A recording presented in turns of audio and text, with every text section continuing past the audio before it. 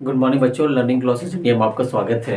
मैं ब्रजेश सर जो आज आप लोगों को कक्षा 8 का गणित पढ़ाऊंगा। क्या पढ़ाऊंगा? गणित पढ़ाऊंगा। क्या क्लास 8 होगा, गणित यानी मैथ होगा, अभ्यास 7C होगा।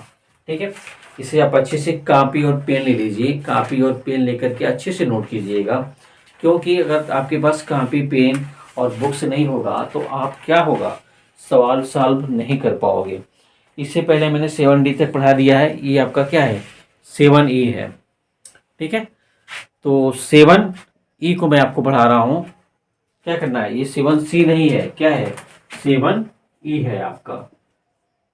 ठीक है बच्चों, तो कॉपी पेन लेके रेडी हो जाइए। देखिए 7E का पहला सवाल क्या कह रहा है, 7E का पहला सवाल कह रहा है, क्या कह रहा है, एक त्रिभुज के दो कोणों का अनुपात क्या दिया है, दो कोणों का अनुपात दिया है। तो पहले दो कोण मान लेंगे। क्या होगा, माना पहला कोण x है, पहला कोण क्या है, कोण x है, और दूसरा कोण क्या है, दूसरा कोण y है। ठीक है, तो इसमें क्या दिया है, दो कोणों का अनुपात यानी x संबंधी y इसका तो क्या दिया है, 5/4 दिया है। अब इसको लिख सकते हैं x/y इसका टू 5/4। अब इसका इसमें गुणा होगा, इसका इसमें तिरछा होता है, तो 4x माइनस इसका टू 5y, यानी इसको लिख सकते हैं 4x माइनस 5y। ये होगा इसका टू 0, समीकरण 1 होगा। ठीक है, पहला कोण x है, दूसरा कोण y है। ये क्या है, प्रश्नानुसार है। क्या है, प्रश्नानुसार। बच्चों पहले आप क्या करोगे, वीडियो को देखोगे, देखने के बाद से वीडियो प्लस करके तब नोट करोगे। एक साथ अगर नोट करोगे तो समझ में नहीं आएगा। बहुत ऐसे बच्चे हैं जो साथ में भी नोट करते हैं। तो पहले आप एक बार देखोगे, देखने के बाद से दोबारा नोट करोगे। ठीक है, क्या हो गया, पहला समीकरण हो गया, ये प्रश्नानुसार हो गया। दूसरा क्या कह रहा है, उसमें से एक कोण दूसरे कोण से 10 अधिक है, यानी एक कोण दूसरे कोण से क्या है, 10 अधिक है। तो x इक्वल टू क्या हो जाएगा, y प्लस 10 हो जाएगा। ये क्या हो जाएगा, x minus y equal to 10 हो जाएगा। समीकरण 2 हो गया। ठीक है, अब यहाँ पे देखिए हम कर ले रहा हूँ 4x minus 5y equal to 0, और ये क्या है, x minus y equal to 10। अभी देखो बराबर नहीं है ये। ठीक है, अब हम क्या करेंगे, इस 4 का दोनों समीकरण 2 में गुणा कर देंगे। क्या करेंगे, 4 का समीकरण 2 में क्या करने पर, गुणा करने पर, ये क्या है, समीकरण यानी 4 का समीकरण 2 में गुणा करने पर। तो क्या है, पहला ये है 4x minus 5y equal to 0। यहाँ पे 4x है, समीकरण 2 ये है, इसमें 4 का गुणा करेंगे तो क्या आएगा, 4x minus 4y equal to 40। अब क्या कर देंगे, घटाने पर क्या हो जाएगा, घटाने पर तक चिन्ह बदल जाता है, माइनस होगा, ये प्लस होगा, ये माइनस होगा, इससे कट जाएगा, 4x कट जाएगा। अब यहाँ माइनस 5y बचा है 4, तो यहाँ पे माइनस y होगा, और यहाँ पे माइनस 40 होगा, माइनस से माइनस कट जाएगा, y इक्वल टू क्या आएगा, 40। एक आंसर आ गया। ठीक है बच्चों, अब क्या करूं, अब इस जो y है इसका मान क्या कर दो, समीकरण 1 में रख दो। तो 4x minus 5y equal to 0, इसका रख लो इसमें। तो 4x minus 5 into 40 equal to 0, ये 200 हो जाएगा। 4 25 20, 4x माइनस 200 इक्वल टू 0, तो 4x इक्वल टू 200, यानी x इक्वल टू 200/4, 4 25 20, x का मान क्या आ गया, 50 आ गया। बच्चों ये आपका आंसर होगा। x का मान क्या आया है, 40, x इक्वल टू 40 और y इक्वल टू 50। ये आपका क्या होगा, दोनों कोण हो जाएंगे। बच्चों मुझे पूरा विश्वास है सवाल समझ में आया है। अगर सवाल समझ में नहीं आएगा कमेंट बॉक्स में हम लोग करेंगे, दोबारा मैं बताऊंगा। इसे अच्छे से नोट करोगे, इसके बाद मैं दूसरा सवाल आपको बता दे रहा हूँ। ठीक है बच्चों, दूसरा सवाल है, आप बुक्स में देखिएगा। कह रहा है दो कोटि पूरक कोण इस प्रकार है कि छोटा कोण दूसरे कोण से इतने गुने से 3/5 गुने से 10 अधिक है। कोणों का मान ज्ञात कीजिए। तो कोटि पूरक कह रहा है, दो कोटि पूरक, तो ठीक है। माना पहला कोण है, पहला कोण कौन सा है, x है, और दूसरा कोण क्या है, दूसरा कोण है क्या, y। तो देखो कोटि पूरक कोण का मतलब ये होता है कि दो कोटि पूरक कोण का मान 90 होता है। यानी दो कोण को हम जोड़ेंगे तो क्या होगा, यानी x plus y equal to क्या होगा, 90। ये आपका प्रथम समीकरण हो गया। मान दो कोटि पूरक कोण को जोड़ने पे 90 आना ही चाहिए, वही कोटि पूरक कोण कहलाता है। अब क्या है, प्रथम शर्त हो गया, ये प्रथम हो गया। अब दूसरा देखो क्या है, दूसरा शर्त क्या है, छोटा कोण दूसरे कोण से, मानी x इक्वल टू क्या है, 3/5 y से 10 अधिक है। 10 अधिक का मतलब क्या कर लेंगे हम, 10 प्लस कर लेंगे। अब इसको सॉल्व करेंगे तो क्या होगा, या तो x equal to 3y plus ये 50 हो जाएगा, 50 बटे क्या होगा 5। अब इसका इसमें गुणा कर लो तो 5x equal to 3y plus 50 होगा। अब इसको माइनस कर लो, 5x minus 3y equal to 50। ये समीकरण आपका क्या हो गया, 2 हो गया। समीकरण आपका 2 हो गया। अब हम यहाँ पे सॉल्व कर ले रहे हैं, ठीक है। x plus y equal to 90 और 5x minus 3y equal to 50। अब एक चीज देखिए, हमें कोई बराबर इसमें नहीं दिख रहा है। क्या है, कोई बराबर इसमें नहीं दिख रहा है। तो क्या करेंगे, या तो 3 का इसमें गुणा कर दो, 3 का ही कर देते हैं, क्या करना है। तो लिख लो यहाँ पे समीकरण 1, यहाँ पे समीकरण 2।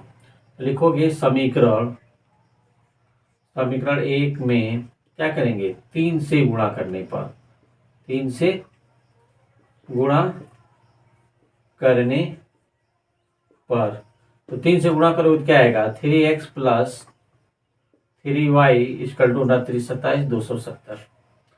नीचे वाले को उतार दो, 5x minus 3y equal to क्या होगा 50।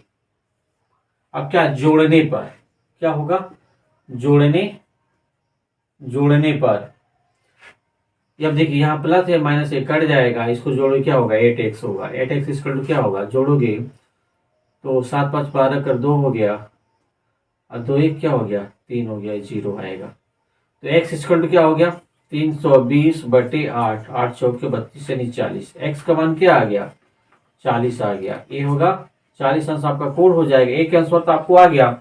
अब इस 40 का समीकरण 1 और 2 में मान रखोगे तो y का मान आ जाएगा। मैं इसको भी बता दे रहा हूँ।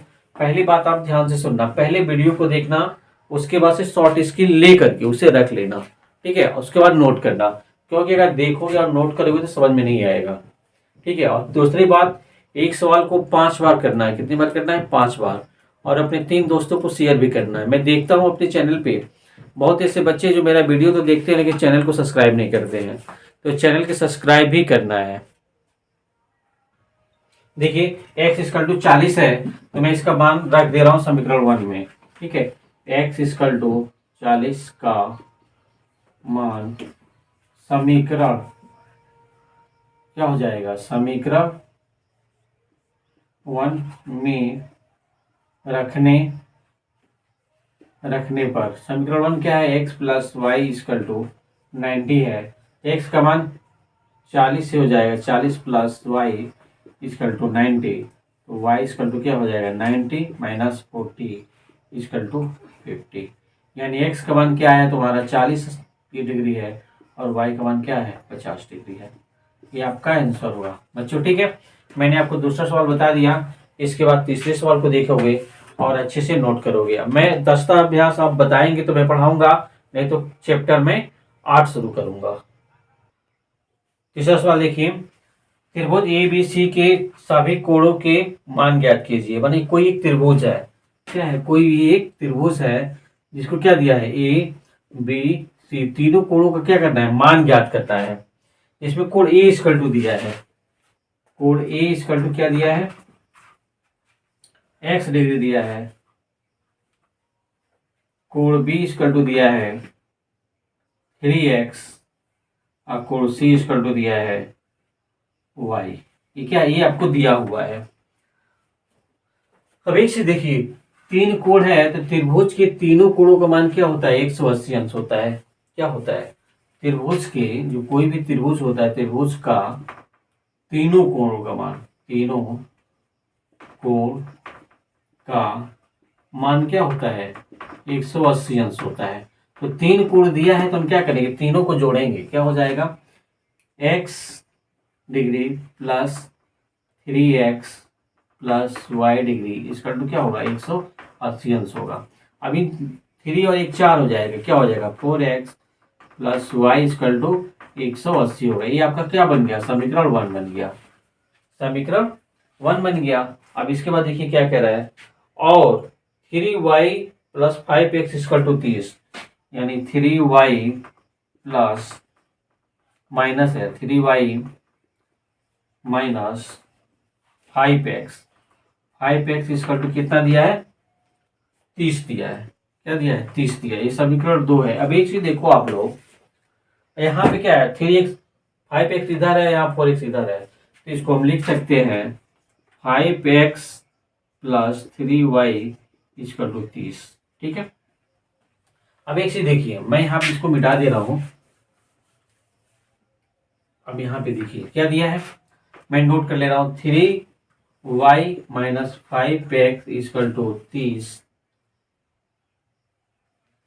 नहीं, पहले इसको नोट कर ले रहा हूं।